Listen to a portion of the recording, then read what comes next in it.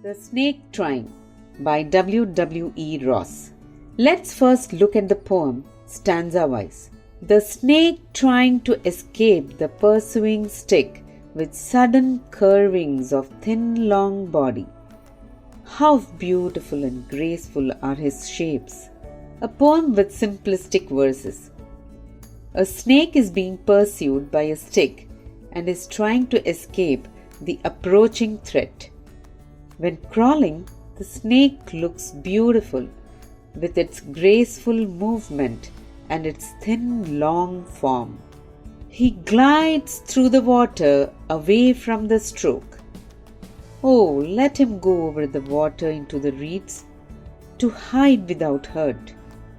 Small and green, he is harmless even to children. The snake tries to escape by getting into the water. It glides through the waves, looking just as graceful.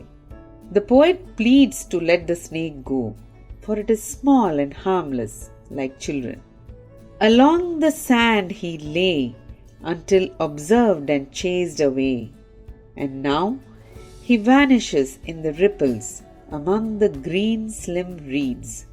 Here the poet describes the general ambivalent nature of the snake, which lays in the sand and basks in the sunlight until it is spotted by someone, and then it is chased away. And just like the poet describes in the earlier stanzas, the snake slithers away gracefully into the water and disappears amongst the reeds. The snake trying uses a figure of speech called metonymy. In metonymy, an object or concept is replaced with a word that is closely related to the actual word. For example, using crown to imply king or queen, pen for writing or for the written word, God's own country for Kerala, and so on. Now, the poet uses the stick as a symbol of cruelty. But what do you think the poet intends to represent when he says stick? Humans. Snake trying is a very important lesson in live and let live. As long as the snake is not harming you, you do not need to harm the snake. This logic can be extended to other animals, birds, creatures, and even people.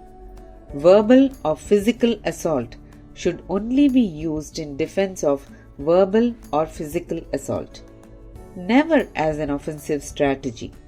In fact, the father of our nation would go further to say that physical violence need not be met with physical reciprocation. There are other tactics like verbal coercion and non-violent movements that could be employed. What do you think?